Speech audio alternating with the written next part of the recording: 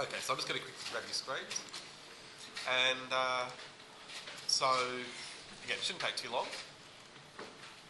And so I was asking before about the sorts of families you've made, and it sounds like you've at least made some of the different loadable families that you have in Revit. And if you're not sure what I mean by loadable family, that's simply one that gives you the option to choose load family when you go to use that tool. So doors, windows, any component, unless you've done it with model in place, you get the option to use load family. Actually, even when you go to model in place, you'll get the option to then bring in a component. In other words, load something in from another file. So again, those are called loadable families. And you can also tell once one has been created. So I'm just going to quickly make a wall.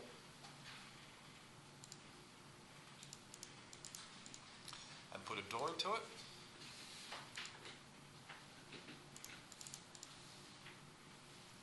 Okay, I'm in a site plan, so it's hard to see that. I'm just going to go to my ground floor so you can see the door, and I'll put it onto the ground floor. Okay, so if I select that door, then I've got the option there to go to Edit Family, to change it, and that's one way of knowing that it's a loadable family, but more importantly, if I go to Edit Type, you can see that at the top it's got the option Family, and it's got the name of the family there. Now, I'm going to select the wall instead, and well, firstly, do you think the wall's a family? Is it a family or something else? It is system family, spot on, yep. So if you go to Edit Type, you'll see it is a family, but it's a special type of family. It's called a system family because you can't change it. System in computing usually means read-only, so it's hard-coded into the program, and you just have a few different types of walls, 3 different types in Revit, and that's it. Now, you can have as many different types within those families as you like. So with the basic wall, you have quite a few different types set up for all the different constructions, and it's the same with curtain walls and stacked walls. You can have as many different types as you like. So it's important that you understand that. Not so much for walls. You'll find you can make most wall types on the fly because there aren't too many settings for walls. You usually just can add in a few extra components or layers to make your different constructions. But there are other things that require a bit more setup. And so a typical one is a railing. So railings are also system families. I'm going to go and make a railing now. Click a few points. And well, actually, let's do one that might be in a place where we'll have a railing in the end. So we'll probably have something down here, near the street, maybe. So you can see in properties, I've got a few different options for railings. Tick to finish, and we'll have a look at them once I can see it in 3D. Okay, so there's my railing with the ugly thing that always comes in by default, this picket or vertical railing. And if I go into the type selector, I can change it to the other types. But again, when I go to Edit Type, you can see it's a system family, and the load button is greyed out. So in other words, I can't simply load a railing from another file. I wish they'd give you the option. They could. The programs could easily make that possible, but I know why they don't. It's a technical thing. They don't think this is the same sort of object as the other families that are customisable or loadable. So they think of it as, well, in technical terms, a discrete element. In other words, something that has the same properties no matter what type it is. So a railing basically is the same sort of thing no matter what. And that's why it's a system family, and then it has these customisable properties in types, unlike, for example, a door, which can be a huge range of shapes and still be a door, and components can be even more varied. So that's the technical reason, but again, I think they could make it a little bit easier and let you load them.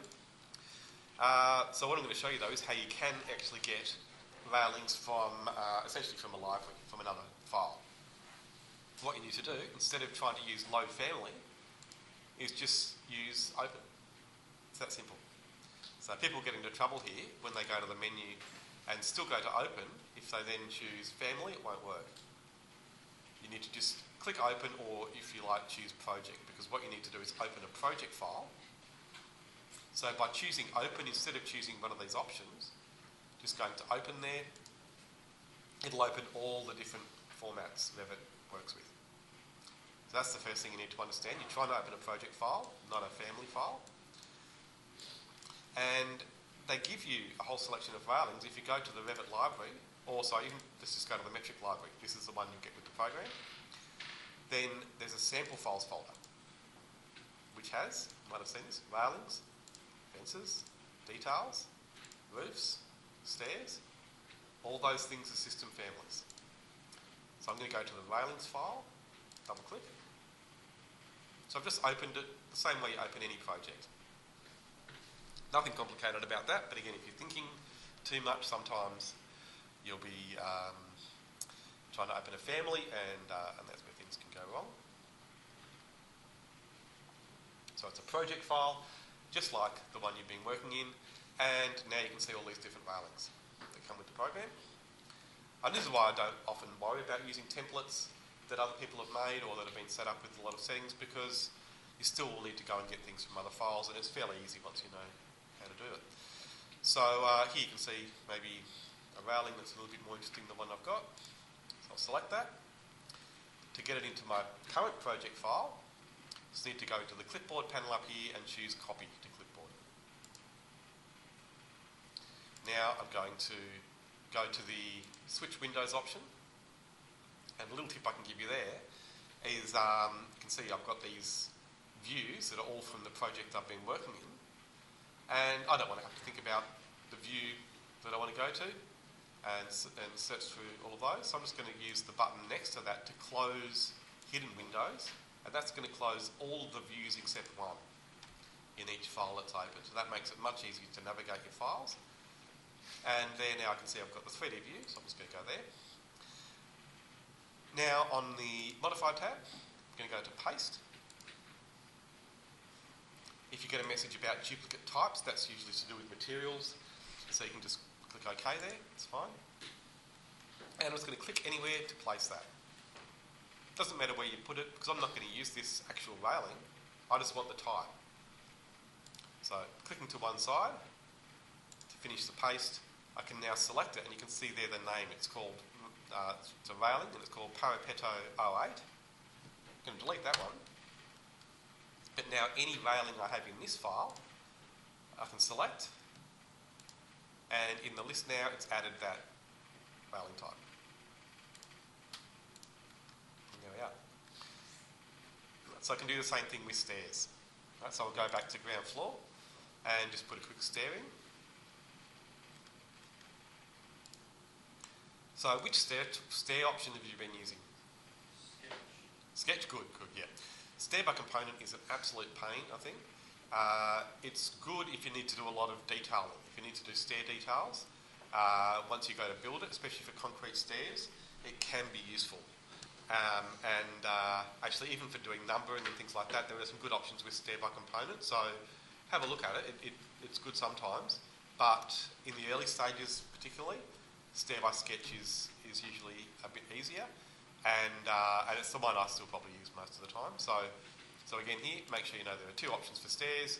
Try and use stair by sketch initially, and so there. I'm not going to go through stair creation. I'm hoping you've got an idea about that, and we'll probably look at it a bit more later on anyway. So I'm just going to quickly look at my levels. You can see there the types that are already loaded.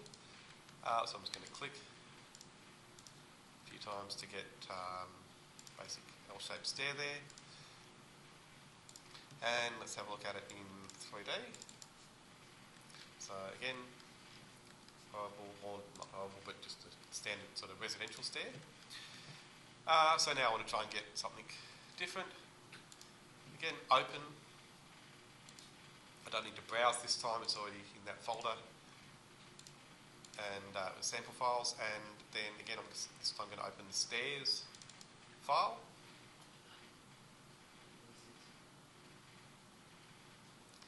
And select one of my stairs.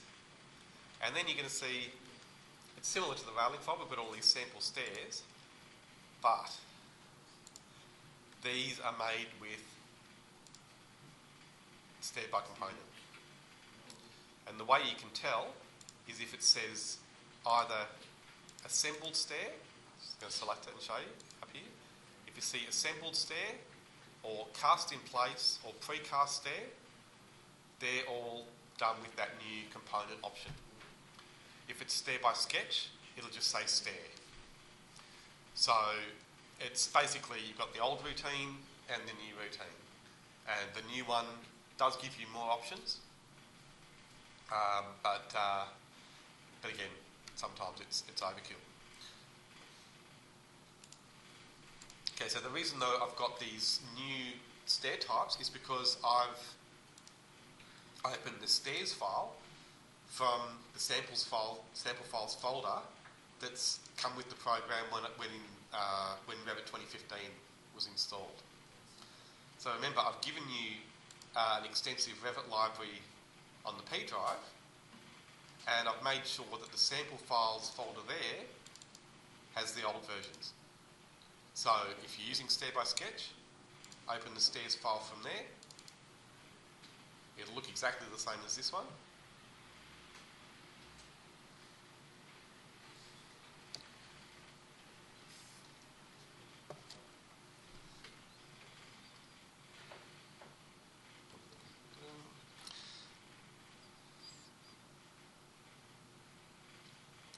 Okay, and so again, you can see the same stairs there, well they look the same, but if I select it now you can see it doesn't say assembled stair or cast in place, it just says system family stair. There's only one choice there.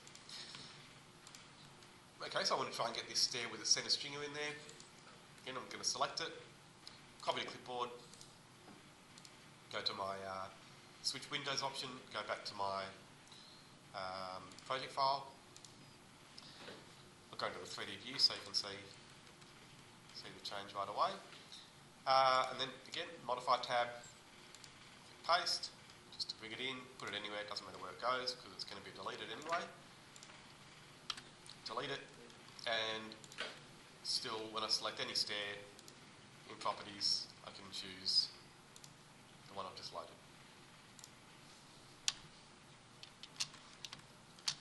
Right, so you can always define those properties by going to edit type, if you know what all these different things do. It's not that hard, but sometimes it will save you time if you can just get those from another file. That Revit library 16, will that work even though we're still using 15? No. Oh, sorry, most of it will actually, because a lot of those files are still in the old format, but you can't be sure. Some of them will be upgraded to 16. Tony, Yeah, if sure. you've downloaded the Revit 16, is that the same as what you've put on the P drive? Well, yeah, there's nothing later than 2016. Yeah. Yeah. And look, most of it in there will be, most of it, even in 2016, will be 2015 format or earlier. So you can see here, most of this stuff, we can tell from the date, say in 2012, so you know it's not in 2016 format. You can tell just by looking at the date. So planting, let's see, the folder's 2016, but everything else, I didn't see 2004. That's how long we've been using Revit. So I'd say nearly all of it is an old format in 2016. Even. A lot of great stuff in those Q libraries, and I know the guy who makes it, he doesn't use a lot of those project files with system families because he puts a lot of it into his templates. So you can always go into a template file that he's set up and get things from those in the same way I've just shown you. But then I'll just show you one other folder, again just in the Revit library folder at the top. There's this other one, system family files. If you're looking for things like walls that have been set up. So you've got sample files and system family files, different folders. And this is one you don't always get when you install the program. You've got to choose to get this library or try and download it. So again, just got a few extra things that might be handy. And you've got the same for things like floors and roofs.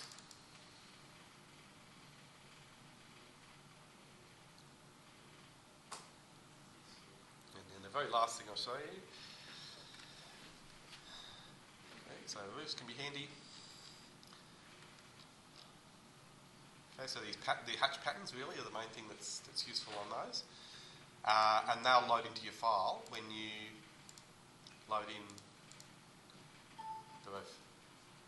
So here we go, this tile pattern. So you might have wondered how you do things like tiles on a roof, because the roofs obviously are flat on top. And they set it up like that deliberately, because if you had a 3D roof tile on all of your roofs, it would make the files huge without much benefit really. So you can easily have something that looks pretty good using just a 2D hatch pattern like that. And then in your sections, you can manage the roof, or you can have the roof showing the way you need it to using a similar approach, doing it in 2D, but no one else is going to know usually, because it will look as it should when you use these other things that you may have seen before, but I just want to make sure. So you might have seen now I'm just opening the repeating details file. So if you haven't used repeating details, they're one of the most useful things in Revit, but they're also a system family, so they can be a bit tricky to load if you haven't, if you don't know how to do what I've just shown you. Okay, so this is how you get things like roof tiles, but other things as well in section. They work really well, so clip lock or anything like that. And so what it means by repeating details, if you stretch it out, it knows how to repeat itself automatically. And so you'll actually hear the people who market Revit, all the Autodesk salesmen or the resellers, they'll often talk about Revit having really advanced documentation tools, and this is one of them. Where I know ArchiCAD, if you know ArchiCAD at all, will seem like it has in some ways better documentation tools because they're a bit easier to access, but they don't do as much as Revit. Once you know about these things, and then you can take it much further than this even, you realise that Revit is an extremely powerful documentation tool. So these are just 2D, but brilliant for documentation. All these different details, along with the standard details that you have in the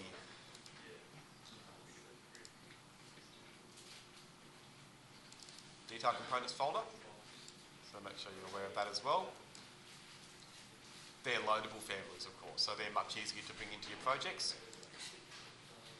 But don't forget about repeating details, because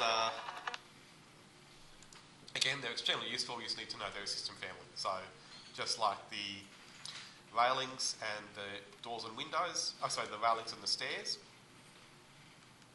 to bring them into my project file, I need to copy and paste. So maybe I won't get a roof, I'll get a wall detail. So things like studs, again, people seem to struggle getting stud work into their drawings, or brickwork in a plan, which you often need to show for more detailed drawings. And again, once you know about repeating details, it should be easy. So you can just select again, copy to clipboard, go to your project file, and then again, modify tab, paste, and you've got them then ready to go in your project file.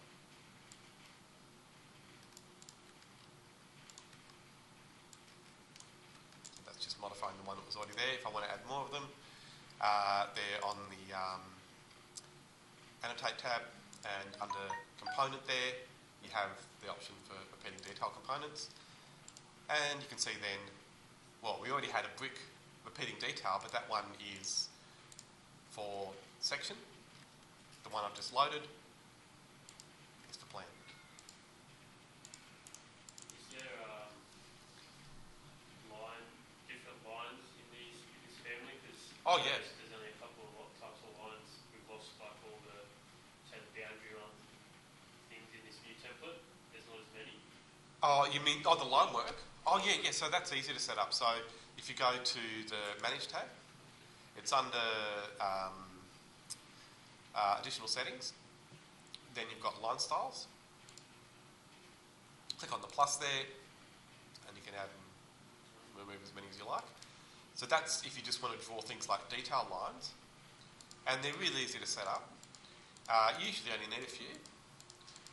And then the only thing you need to know is that the line weights are set using a number reference. So that's not the actual thickness. The line weight number there is related to your line work setting. So your line weights here, under additional settings as well, will give you a table where you can see what I mentioned before, that at different scales, you need your line weights to change.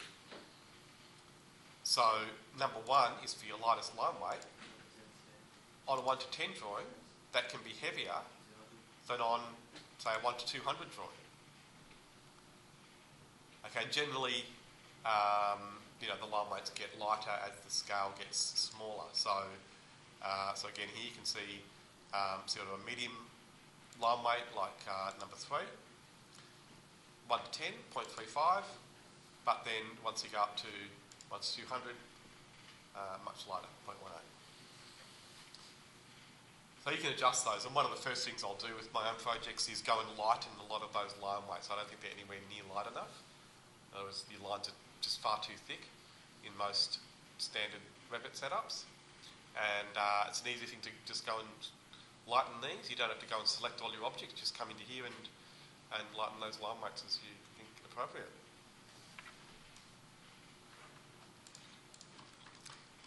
So anyhow, I thought this might help you to get those different things and understand how you can manage those objects and get anything from one file into another.